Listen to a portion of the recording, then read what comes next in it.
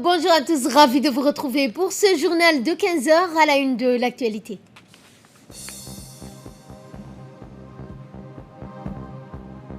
Inauguration d'une nouvelle agence de la Caisse nationale de sécurité sociale, c'était ce matin au PK12. La nouvelle du monde, inondation au Brésil, incendie en Patagone, phénomène climatique exceptionnel en Amérique, c'est ce que nous verrons en fin de journal. Bonjour et merci de nous accueillir chez vous. Et nous entamons ce journal par l'inauguration au PK12 d'une agence de la CNSS. Le ministre de l'Emploi chargé de la protection sociale, Ismaël Ibrahim Roblé, accompagné du ministre chargé de la décentralisation, Kassim Haroun Ali, a inauguré ce matin une agence de la Caisse nationale de sécurité sociale.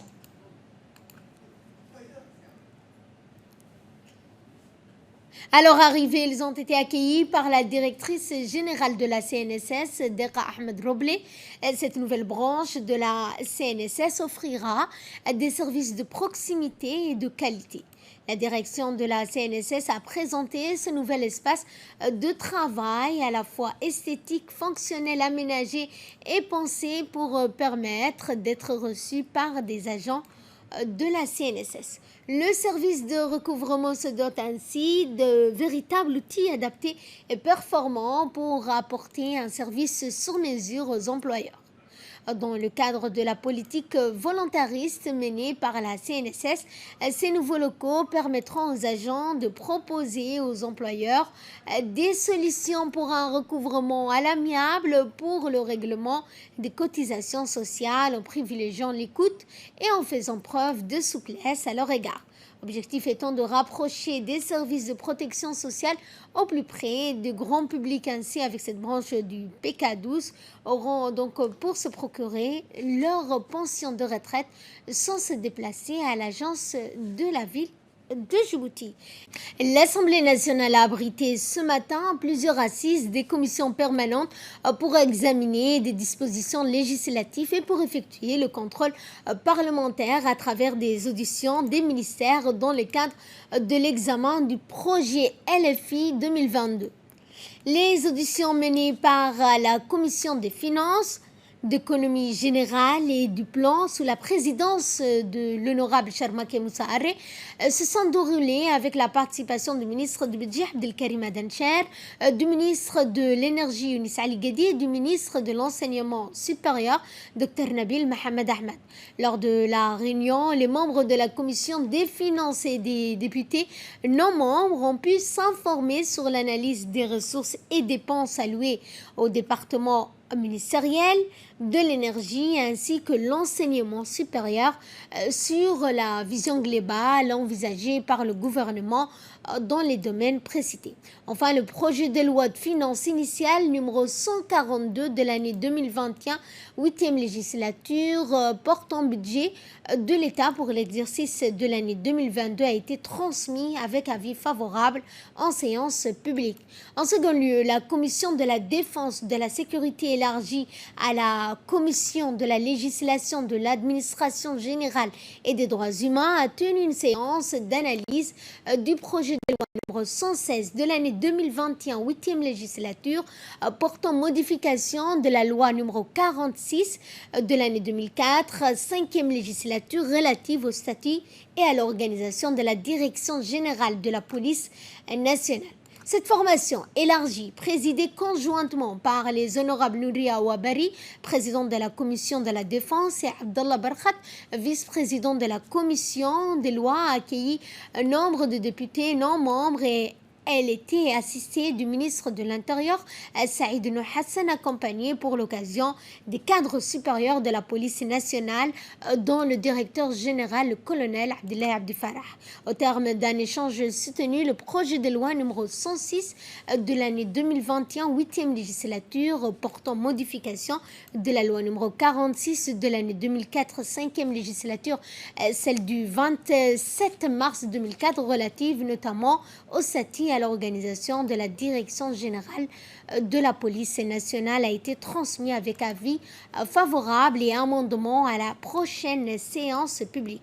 En dernier lieu, la commission élargie donc à la commission des finances a examiné sous la direction du vice-président de la commission des lois et du président de la commission des finances, les honorables Abdallah Barkhat et Sharmak Moussa Arré, le projet de loi numéro 139 de l'année 2021, 8e législature relative à la restructuration des établissements publics administratif, l'EPA. Cet examen effectué avec les éclairages du ministre du Budget, Abdelkarim Adan Cher, assisté de hauts cadres de son département, s'est conclu sur la transmission du dit projet de loi, proposition d'amendement et avis favorable à la formation collégiale de 2 commissions pour être entérinée lors de la prochaine séance publique, que je rappelle, qui est prévue pour le 30 de ce mois.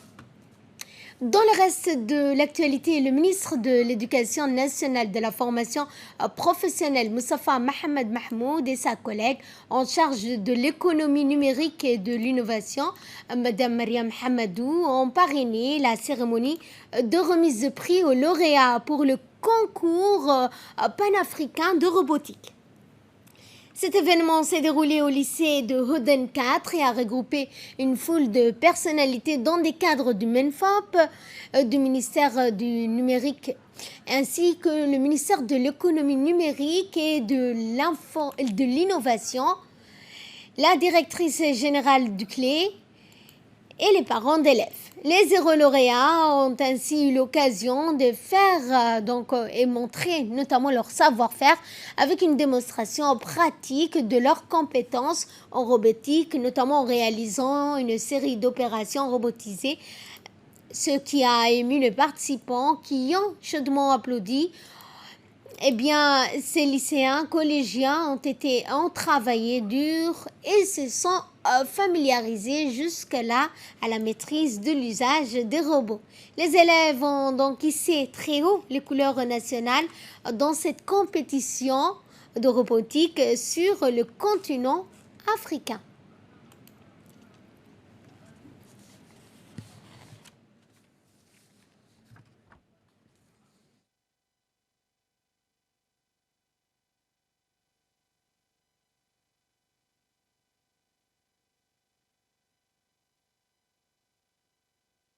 Je souhaite d'abord la bienvenue à la délégation ministérielle qui sont là aujourd'hui pour fêter avec nous cette cérémonie de remise aux lauréats du parc. Je suis particulièrement très heureux aujourd'hui d'accueillir ici, dans ce lycée que j'ai l'honneur de diriger, une telle délégation. Donc, sans plus tarder, nous allons passer au programme. J'invite tout d'abord à la lecture d'un verset de Coran qui sera lu par Mohamed Ali Omar de la classe de TS3. Et en prenant la parole à cette occasion, le ministre de l'Éducation a mis l'accent sur le caractère pédagogique de ces compétitions internationales qui relèvent le niveau des élèves comparativement avec leurs compères du continent africain ou de la part du monde entier. Nous écoutons le ministre. Pour les MENFOP, ce concours sont de formidables occasions pour apprécier le travail abattu par les hommes et les femmes du terrain qui, malgré tout, croient en ce qu'ils font et sont conscients de l'impact de leur action et de leurs actes pédagogiques sur les trajectoires de vie de ceux dont ils ont la charge.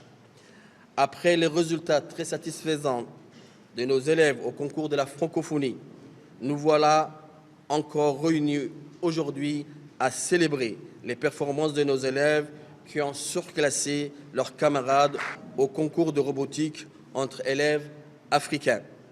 Ce n'est pas seulement l'œuvre de quelques personnes, mais c'est tout simplement le résultat d'une politique éducative qui met au centre des performances des élèves leur savoir-faire et la redynamisation des clubs afin de permettre aux uns et aux autres d'exprimer leur potentiel.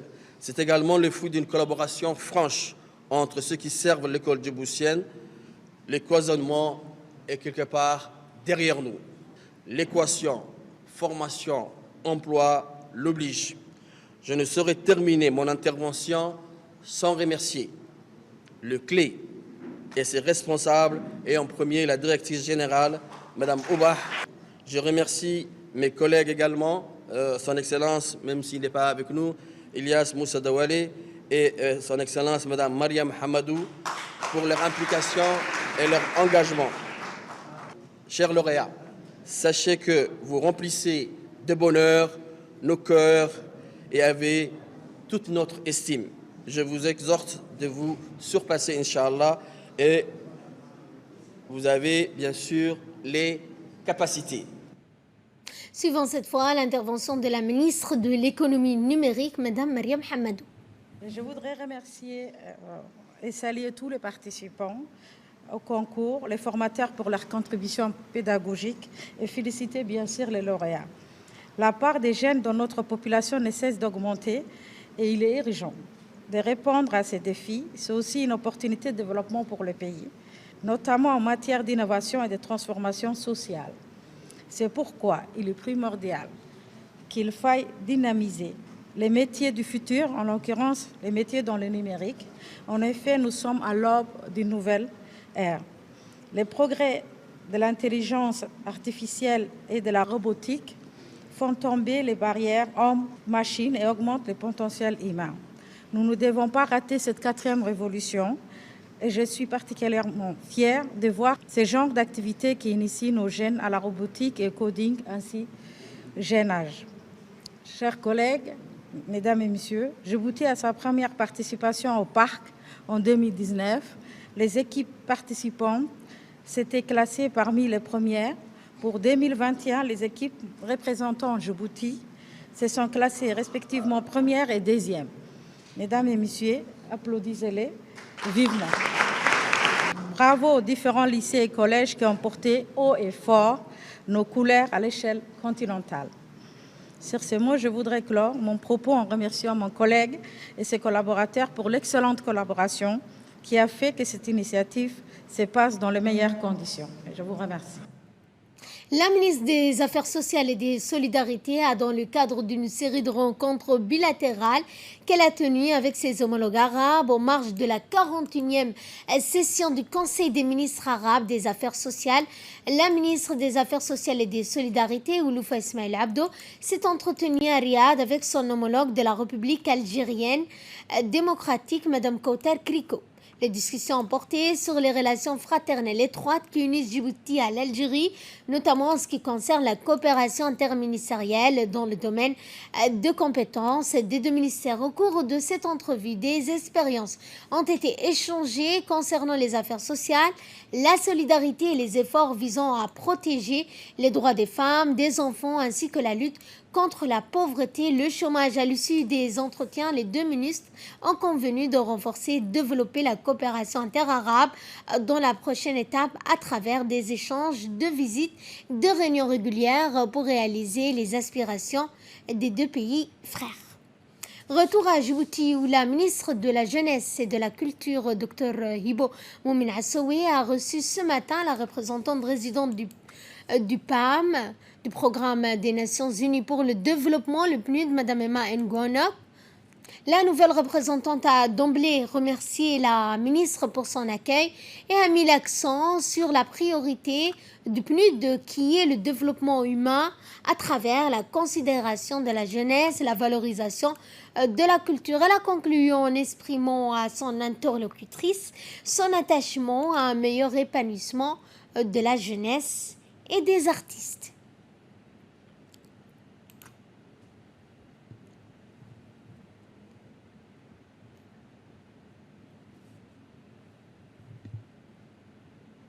La Commission économique des Nations Unies pour l'Afrique, la CEA, a clôturé un examen régional pour l'Afrique de la mise en œuvre des résultats du sommet mondial sur la société de l'information qui s'est déroulé au Sheraton Hotel du 22 au 23 décembre. Les participants représentant les États membres en Afrique ont discuté du projet de rapport politique préparé par le CEA sur la mise en œuvre des résultats du sommet mondial sur la société de l'information en Afrique en 2021. En plus de présenter le statut de leur pays et les progrès réalisés dans la mise en œuvre des lignes d'action, cette réunion était l'occasion pour chaque pays d'examiner l'état d'avancement pour la mise en œuvre des résultats de cette session par ligne d'action en vue de la réalisation des objectifs de développement durable, les ODD, dans la région Afrique au niveau national, régional. La réunion a montré les progrès réalisés dans certains pays ou a démontré la pertinence des indicateurs cibles sur le développement.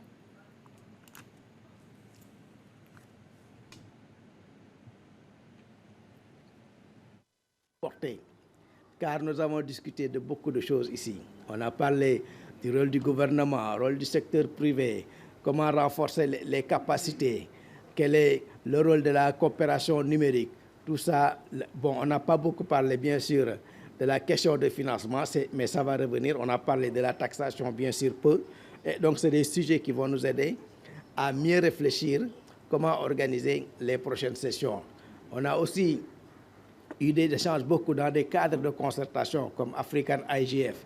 Et on est heureux de saluer la proposition de la Tanzanie d'accueillir la future réunion du Forum africain sur la gouvernance Internet.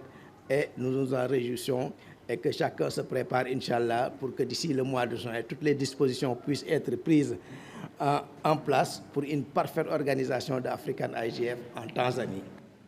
Le Kempinski Palace Hotel a abrité un atelier de consultation des parties prenantes sur les thématiques du 3e recensement général de la population de l'habitat. Cette rencontre, présidée par le directeur général de l'Institut national des statistiques, M.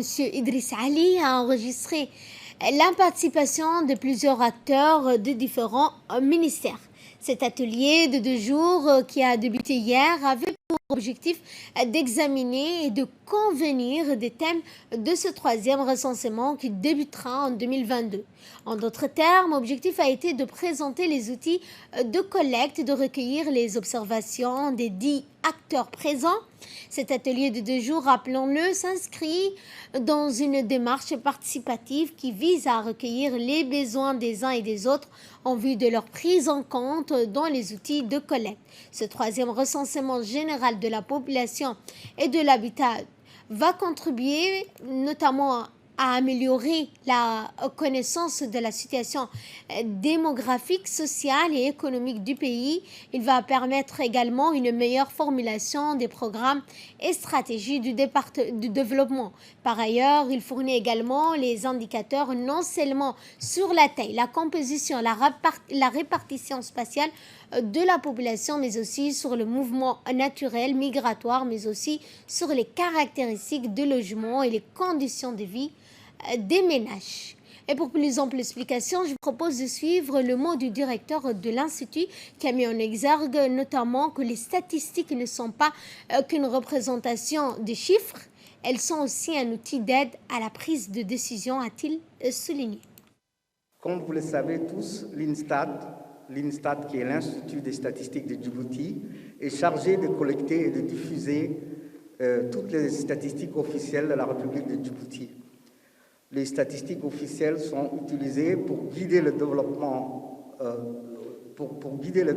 notamment la formulation de politiques et de programmes, le suivi et l'évaluation, ainsi que pour évaluer la croissance économique du pays, permettant ainsi à notre pays de poursuivre sa trajectoire de prise de décision fondée sur les preuves. Les statistiques officielles, donc l'INSTAT est ainsi mandaté pour mener le recensement de la population et de l'habitat. Il y a le décret numéro 2021-191 sur le recensement et la loi statistique de 2015 qui sont les instruments juridiques qui prévoient la réalisation du recensement général de la population. Mesdames et messieurs, je souhaite prendre un moment pour comprendre ce que c'est un recensement et les utilisations des données du recensement afin de mettre tout le monde autour de cette table au même niveau. C'est ainsi, par exemple, qu'un recensement, lorsqu'on parle de recensement, Un recensement de la population et de l'habitat se définit comme l'ensemble du processus de collecte, de compilation, d'évaluation, d'analyse, de publication et de diffusion des données socio-économiques et démographiques relatives à toutes les personnes d'un pays et les caractéristiques des logements. Ce n'est pas seulement les personnes, mais également les caractéristiques des logements du pays à un moment donné. À un moment donné, parce que le recensement est la situation d'un moment précis. La campagne de pulvérisation intradomiciliaire est entrée dans une phase d'extension en intégrant notamment des nouveaux quartiers tels que les quartiers 1, 2, 3, Ambouli et quartier 7. L'utilisation de la pulvérisation intradomiciliaire consiste à pulvériser une substance insecticide sur les murs intérieurs de la maison pour lutter contre les moustiques vecteurs de paludisme et protéger ainsi les habitants durant près de 7 à 9 mois. Introduite dans le cadre de la lutte anti-vectorielle, cette phase d'extension accompagne est l'un des principaux moyens utilisés pour empêcher la propagation du paludisme à Djibouti et réduire ainsi le nombre de décès liés à la maladie, en particulier chez les femmes enceintes et les enfants de moins de 5 ans. Parallèlement à cette campagne de pulvérisation intradomiciliaire, l'Institut national de santé publique de Djibouti déploie également une vaste opération de pulvérisation spatiale et de destruction larvaire dans tous les quartiers de la capitale. Le mouvement de la jeunesse unie et indivisible en collaboration avec l'association Akonmal ont procédé mercredi dernier à la distribution de vêtements neufs, de cadeaux, de kits sportifs, de livres coraniques aux orphelins et aux enfants issus de familles les plus démunies de Douda. Cette distribution a eu lieu au siège de l'association à Douda en présence des notables des jeunes, des représentants de l'association de Demerjok. Le représentant du mouvement des jeunes unis et indivisibles n'a pas manqué de féliciter l'association Akonmal pour leur professionnalisme et leur engagement sérieux en faveur des familles vulnérables.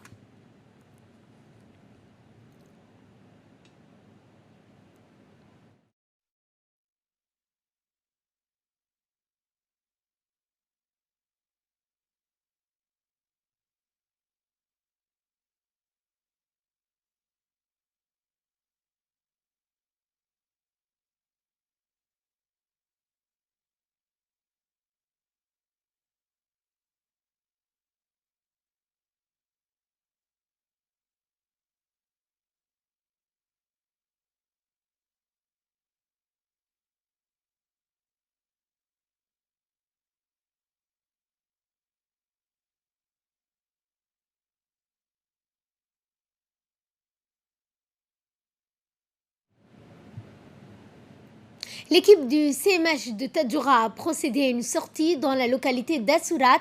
La sortie a été essentiellement dédiée au dépistage de la malnutrition aiguë et sévère chez les enfants âgés de moins de 5 ans.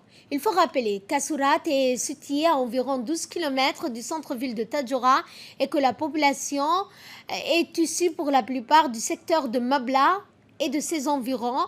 Le médecin-chef de la région de Tadjoura, Dr Dumbio, et son équipe ont distribué des traitements systématiques gratuitement aux enfants malnutris. Par la même occasion, la sensibilisation sur l'hygiène, le lavage des mains ont été réalisées. Il faut noter que la distribution de moustiquaires à la population, donc notamment distribuée par M. Hassan Tou, le coordinateur de la lutte contre la malnutrition, a profité pour procéder à la formation de bénévoles afin d'alerter sur les signes et la gravité de la malnutrition. Des localités un peu éloignées, donc des Mabla et des environs. Nous sommes dans cette localité ce matin pour faire les dépistages chez les enfants malnutris, pour voir si jamais il y a des enfants qui sont malnutris, s'il y a des enfants qui ont besoin de supplémentation en fer, s'il y a des enfants qui ont besoin de suivis plus particuliers. En même temps, nous faisons la distribution des moustiquaires pour la lutte contre le moustique. Et par la même occasion, nous profitons pour voir s'il y a des enfants qui ne se sont pas fait vacciner, qui ont raté des appels, des vaccins, tout ça. Comme il y a une école primaire et beaucoup de gens descendent des Mabla et de ses environs pendant la période scolaire. Et puis, il y a beaucoup de gens ici. Nous profitons aussi de la même occasion pour dire que nous allons revenir ici, faire de temps en temps ce genre d'activités. Et nous remercions plus particulièrement Hasna, la marraine de cette localité, pour faire le dépistage de la malnutrition. En même temps, pour voir s'il n'y a pas d'autres problèmes de santé. Maintenant, on vient de voir qu'il y a beaucoup d'enfants qui ont ce qu'on appelle la maladie la gale, la maladie qu'on appelle la gale chez les enfants. On va essayer de faire la prévention de cette maladie, en même temps de traiter les enfants qui sont déjà atteints. Dans l'actualité internationale, nous allons parler des inondations au Brésil. Un homme a trouvé la mort dans les intempéries qui frappent l'État brésilien de Bahia depuis le début de l'année, notamment en novembre. 18 personnes sont mortes et 35 000 autres ont été déplacées lors d'inondations exceptionnelles par leur ampleur et leur durée.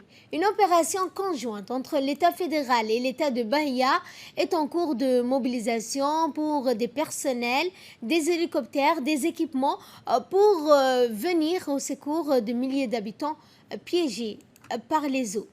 Fin de ce journal. Merci à vous de nous avoir suivis. Excellent après-midi à toutes et à tous.